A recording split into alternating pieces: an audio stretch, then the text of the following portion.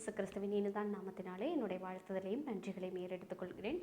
இந்த காலாண்டில் நாம் 5வது பாடத்தை படிக்க இருக்கிறோம். பாடத்தின் தலைப்பு என் வழிக்கும் கடவுள் வழிக்கும் உள்ள வித்தியாசம் என்ன அப்படிங்கிற தலைப்பின் கீழாக தான் நம்ம பாடத்தை படிக்க இருக்கிறோம். நமக்கு மன்னன வசனம் என்ன அப்படின்னு சொல்லி பார்த்தீங்கன்னா, யோவான் 13வது அதிகாரத்தில் 33 முதல் 35 வரை உள்ள வசனங்கள் நமக்கு மனப்பாட வசனமாக கொடுக்கப்பட்டிருக்குது. பிள்ளைகளே, இன்னும் கொஞ்ச காலம் நான் உங்களுடனே இருப்பேன். நீங்கள் என்னை தேடுவீர்கள். ஆனாலும் நான் போகிற இடத்துக்கு நீங்கள் வரக்கூடாது என்று நான் யூதரோடு சொன்னது போல இப்பொழுது உங்களோடும் சொல்கிறேன். நீங்கள் ஒருவரில் ஒருவர் அன்பாயிருங்கள். நான் உங்களில் அன்பாயிருந்தது போல நீங்களும் ஒருவரில் ஒருவர் அன்பாயிருங்கள் என்கிற புதிதான கட்டளையை உங்களுக்கு கொடுக்கிறேன். நீங்கள் ஒருவரில் ஒருவர் அன்புள்ளவர்களாய் இருந்தால் அதனால் நீங்கள் என்னுடைய சீஷர்கள் என்று எல்லாரும் அறிந்து கொள்வார்கள் என்றார். நாம் பாடத்திற்கு கடந்து செல்வதற்கு முன்பாக தலைகளை தாழ்த்தி ஜெபம் செய்வோம். அன்புள்ள பரம தகப்பனே, இந்த வேளையிலையும் அப்பா, எங்களுடைய குணம் என்ன, உம்முடைய குணம் என்ன அப்படிங்கிறத படிக்க இருக்கிறோம். அடிகளுக்கும் ஞானம் இல்லை. ஆரம்பம் முதல் முடிவு வரைக்கும் உங்களுடைய பிரசனம் இலங்கி தகப்பனே இந்த பாடத்தை நீர் நடத்தி கொடுக்கும்படிக்காக ஜெபிக்கிறோம். இயேசுவின் வழியை ஜெபிக்கிறோம் எங்கள் ஜீவனுள்ள நல்ல தகப்பனே, ஆமென். நம்ம பாடத்திற்கு கடந்து செல்வதற்கு முன்பாக நான் ஒரு சின்ன கதையோடு ஆரம்பிக்கணும்னு சொல்லி நான் நினைக்கிறேன். என்ன அப்படின்னு சொல்லி பார்த்தீங்கன்னா, ஒரு ஏழை மாணவன் ஒருவன் இருக்கிறான். அவன் அனாதை ஆசிரமத்தில் வளர்ந்து வந்துக்கிட்டு இருக்கிறான். அவனை ஒரு பணக்கார வீட்டு பேரண்ட்ஸ் தத்தெடுக்கிறாங்க. தத்தெடுத்துட்டு வீட்டுக்கு கூட்டிகிட்டு போகிறாங்க. அவன் வீட்டுக்கு வரும்போது கிழிஞ்ச ட்ரெஸ்ஸு, கிழிஞ்ச செப்பல், ஒரு பிஞ்சு போன பொம்மை இதெல்லாம் எடுத்துகிட்டு வரான்.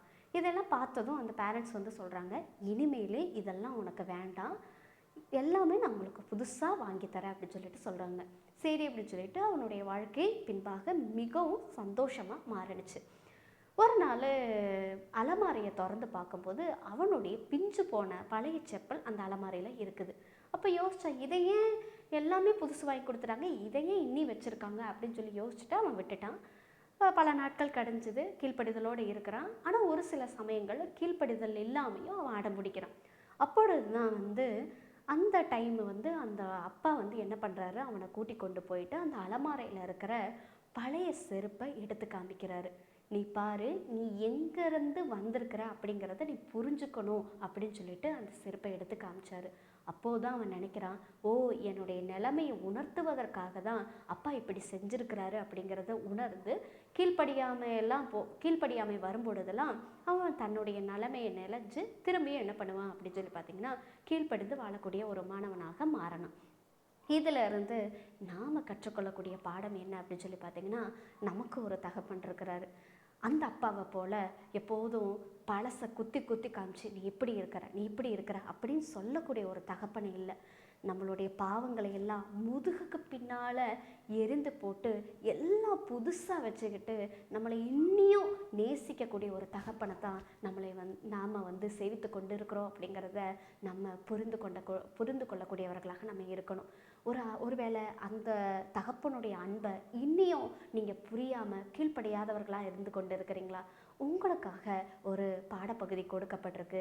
அந்த பாடப்பகுதியை நம்ம இப்பொழுது தியானிப்போம்.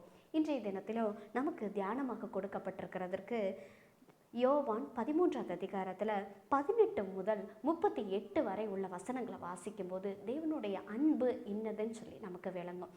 என்ன கொடுக்கப்பட்டிருக்கு அப்படின்னு சொல்லி பார்த்தீங்கன்னா, ஒரு நாள் சாயங்கால வேளையில் ஆண்டவர் சீஷர்களோட பந்தி இருக்கிறாரு.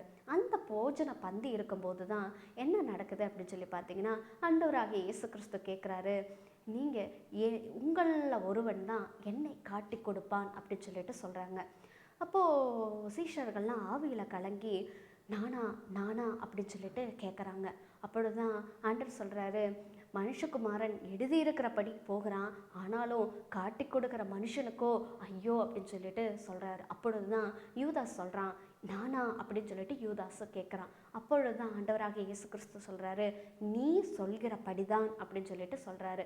சொல்லி முடிச்சதுமே அவர் என்ன பண்ணுறாருன்னா, பந்தியில் அப்பத்தை எடுத்து இது என்னுடைய சரீரமாக இருக்குது, திராட்சை ரசத்தை எடுத்து இது என்னுடைய ரத்தமாக இருக்கிறது அப்படின்னு சொல்லிட்டு ஒவ்வொரு மனுஷனுக்கும் பாவ மன்னிப்பை உண்டாக்கும்படி கொடுக்கப்படுகிற இது உடன்படிக்கையாக இருக்கிறது அப்படின்னு சொல்லிட்டு சொல்கிறாரு.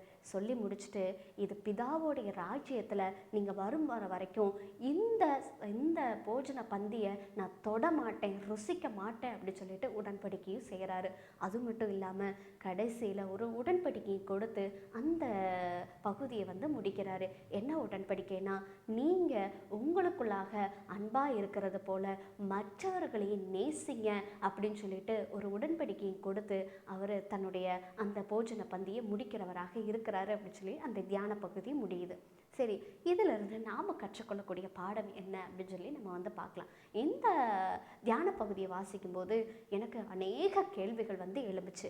என்ன அப்படின்னு சொல்லி பார்த்தீங்கன்னா, முதலாவது, இந்த யூதாஸ் வந்து ஆண்டவரோட கூடயே இருக்கிறாரு, ஆண்டவரோட கூடயே பயணம் செய்கிறாரு, எல்லா காரியங்களையும் ஆண்டவர் இன்னாருங்கிறத ருசிச்சும் பார்த்துருப்பாரு, ஆண்டவருடைய குணம் என்னதுன்னு சொல்லியும் தெரிஞ்சிருக்கும் அவருக்கு.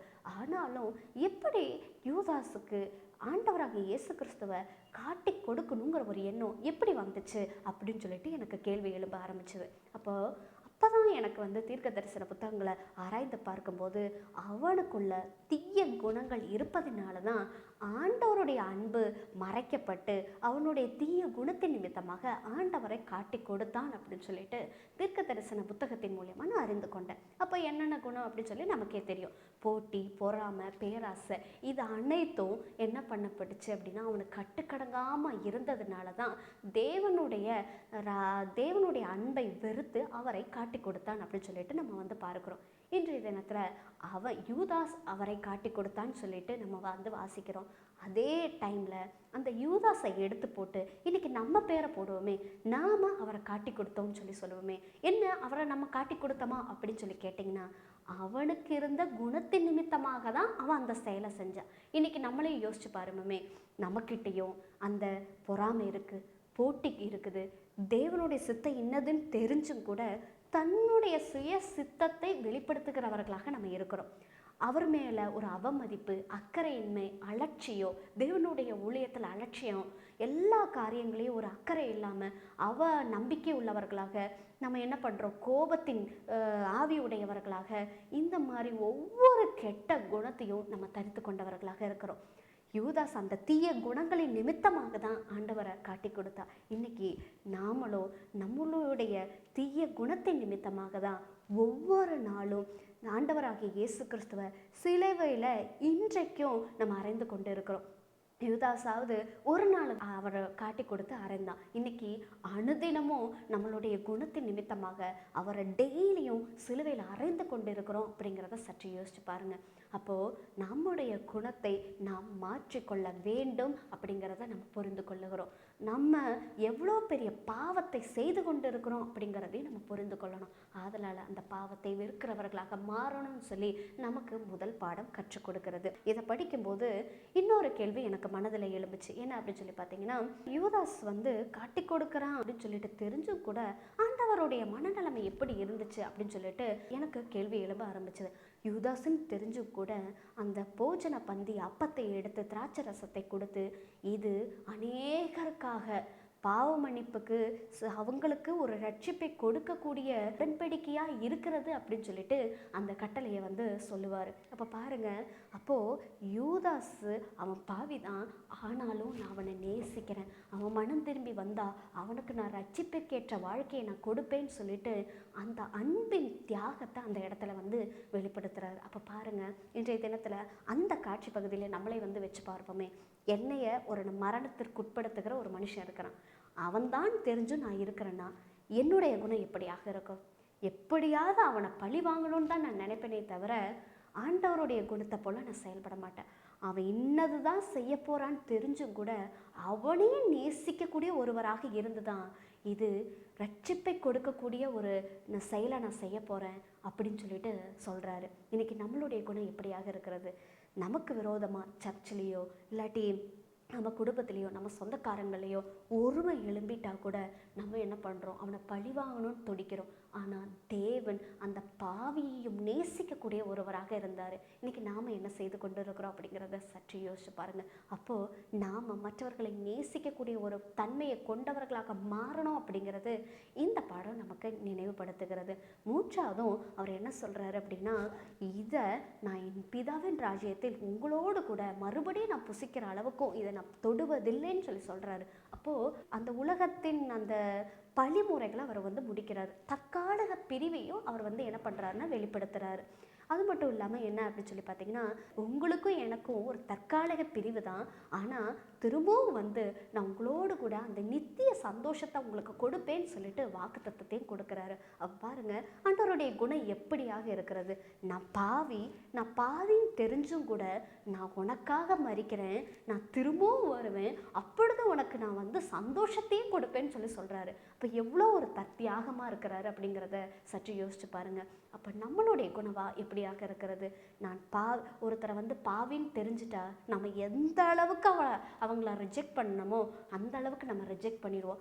இப்போ காலேஜ் போகிறோம் அப்படின்னா ஒரு பாவத்தை செய்கிறோம் அப்படின்னா அவன் பக்கத்தில் கூட நம்ம வந்து உட்கார மாட்டோம். இல்லாட்டி பாவத்துக்கு உடன்படுகிறவர்களாக மாறுவோம். இல்லாட்டி பாவத்துக்கோட நம்மளும் சேர்ந்துட்டு செய்யக்கூடியவர்களாக மாறுவோம். ஆனால் தேவனுடைய குணமாக என்ன இருக்குது அப்படின்னா, அந்த பாவத்தை வெறுக்கக்கூடியவராக, நீ மனம் திரும்பி வந்தா என்னுடைய உயிரையும் கூட நான் தியாகமாக கொடுப்பேன்னு சொல்லிட்டு அந்த உடன்படிக்கையை அவர் வந்து நினைவு கூறுகிறாரு. லாஸ்ட்ல சொல்லி முடிக்கும்போது, நீங்க உங்கள் அன்பு கூறுகிறது போல மற்றவர்களை நேசிங்க, இது ஒரு புது உடன்படிக்கையா இருக்கிறது அப்படின்னு சொல்லிட்டு சொல்றாரு.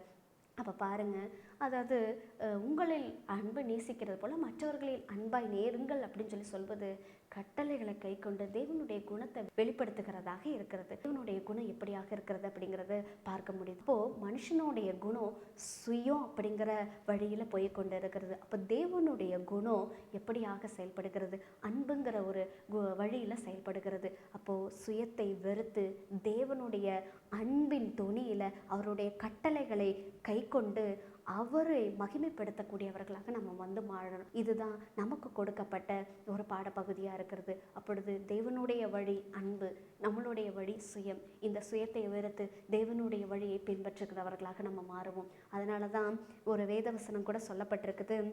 நீதிமொழிகள் 16:18 அழிவுக்கு முன்னானது அகந்தை, விழுதலுக்கு முன்னானது மனமேட்டிமை. அகங்காரிகளோடு கொள்ளை பொருளை பங்கிடுவதை பார்க்கலும் சிறுமையானவர்களோடு மனத்தாழ்மையாக இருப்பதே நலம் அப்படின்னு சொல்லிட்டு, அப்பொழுது நம்ம சுயத்தை வெறுத்து தாழ்மையோடு கூட அவருடைய குணத்தை பிரதிபலிக்கிறவர்களாக நம்ம மாறுவோம். இப்பொழுதும் கூட இந்த கேட்கப்பட்ட தியானம் ஒப்பு கொடுக்க மட்டுமாக நம்ம வந்து தலைகளை தாழ்த்தி நம்ம ஜெபம் செய்வோம். அன்புள்ள பரம தகப்பனே, இந்த அருமையான வேலையிலும் எங்களை தாழ்த்துக்கிறப்பா. உம்முடைய வழி அன்பின் குணமாக இருக்கிறது. ஆனால் நாங்கள் தகப்பனே ஒரு சுயத்தை தரித்து கொண்டவர்களாக, எங்களுடைய சுய இச்சைகளை நிறைவேற்றக்கூடியவர்களாக நாங்கள் இருக்கிறோம். ஆனால் நாங்கள் அப்படி இராமல் உம்முடைய கர்த்தாவை வழியில் பின்பற்றி உம்முடைய குணத்தை பிரதிபலிக்கிறவர்களாக நாங்கள் மற்றவர்களை நேசிக்கக்கூடிய ஒரு தன்மை எங்களுக்கு கொடுக்கும்படிக்காக கெஞ்சி கொண்டாடுகிறோம். இயேசுவின் வழியை ஜெபிக்கிறோம் எங்கள் ஜீவனுள்ள நல்ல தகப்பனே, ஆமென்.